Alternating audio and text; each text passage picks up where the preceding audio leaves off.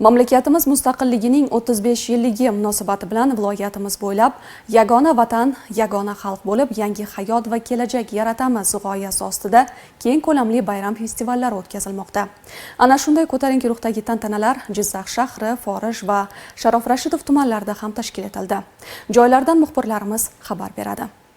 Jizzax shahridagi mustaqillik bayrami tadbirlari Sharof Rashidov shoh ko'chasida o'tkazilgan tantanali parad bilan boshlandi. Unda yoshlar, harbiy xizmatchilar, huquqni muhofaza qiluvchi organlar vakillari, nuroniylar hamda keng jamoatchilik vakillari faol ishtirok etdi. Tadbir mamlakatimiz tinchligi, xalqimiz birdamligi va yangi O'zbekiston taraqqiyoti yo'lida amalga oshirilayotgan islohotlarning yorqin ifodasi bo'ldi. Bayram tantanalari yoshlar shaharchasida davom etdi. Bu yerda viloyat va shahar faollari, Respublika ma'naviyat va ma'rifat markazi targ'ibotchilari, nuroniylar, yoshlar hamda taniqli san'atkorlar ishtirokida katta bayram dasturi tashkil etildi.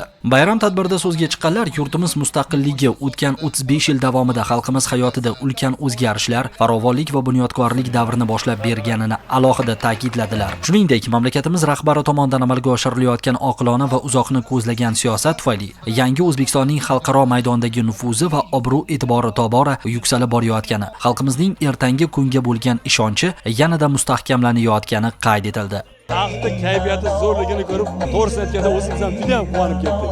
Chunki Jizzax xalqi juda ham quvonchga to'la, baxtga to'laligi ko'zlaridan, yuzlaridan bilinib turibdi-da.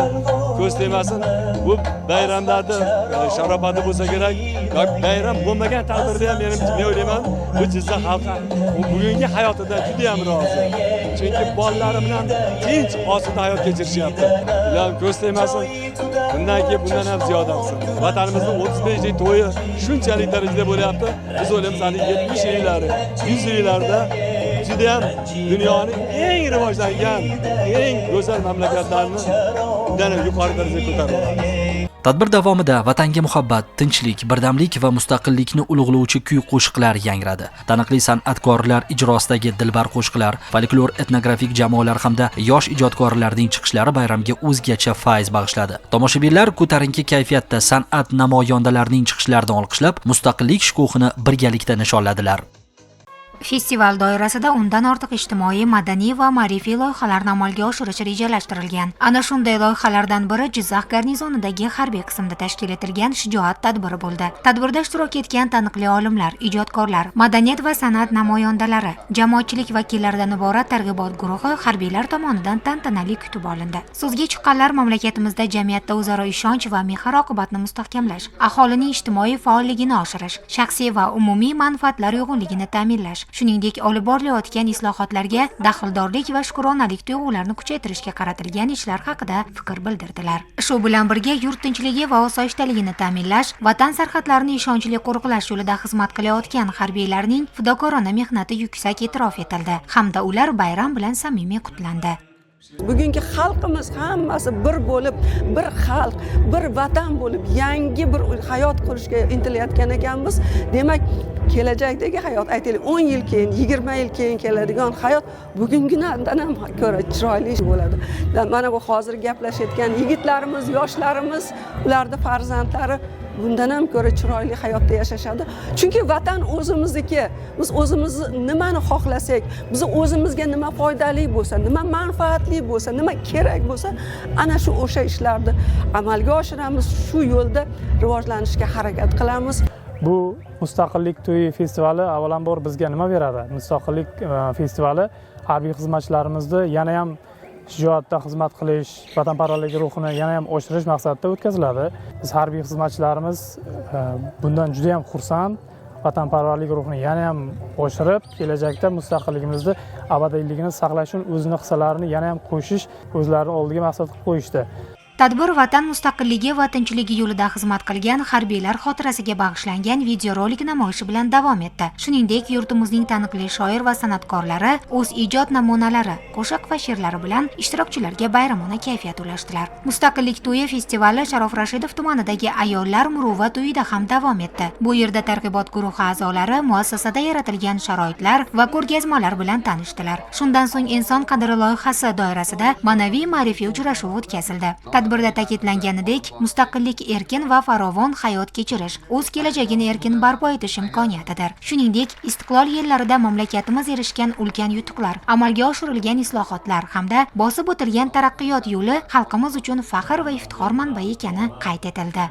Bu kabi ma'naviy ma'rifiy uchrashuvlar yoshlarni vatanparvarlik ruhida tarbiyalash, milliy qadriyatlarimizga hurmat va sadoqat tuyg'ularini mustahkamlashda muhim ahamiyat kasb etadi. 3 kun davom etadigan Mustaqillik to'yi festivali Mustaqillik bayramini munosib kutib olish, jamiyatda birdamlik va yuksak kayfiyat muhitini mustahkamlashga xizmat qilishi bilan ahamiyatlidir.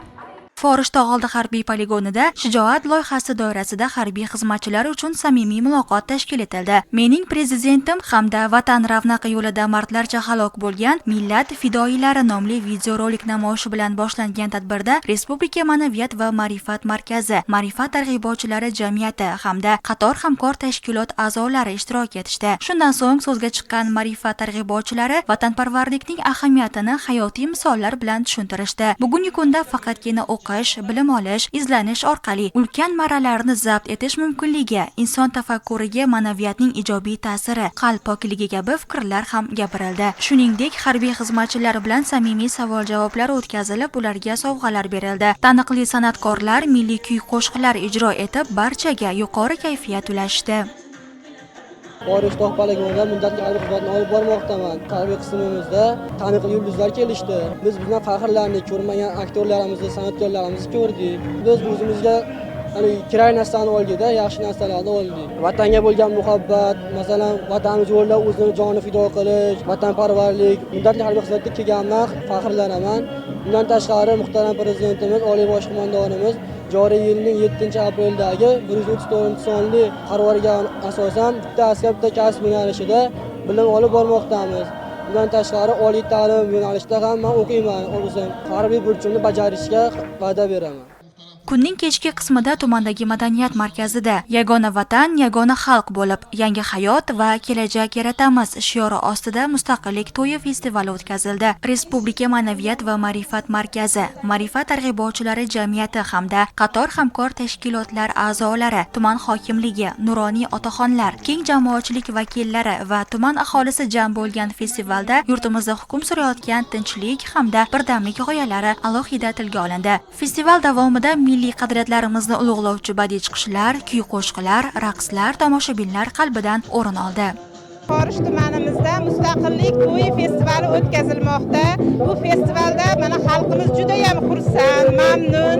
Chunki bu yerga taniqli san'atkorlarimiz, biz sevgan san'atkorlar tashrif buyurishdi. Xalqimizni ichiga kirib boradigan qo'shiqlari bilan barchani xushnud etishmoqda.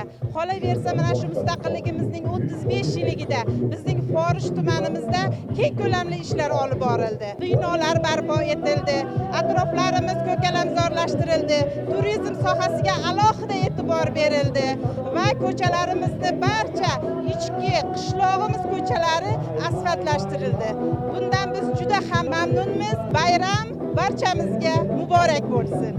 Mustaqillik to'yi festivali forishliklar uchun unutilmas xotiralar berdi. Xalqni ezgu maqsadlar yo'lida birlashtirdi. Milliy qadriyatlar va vatanparvarlik g'oyalarini mustahkamladi.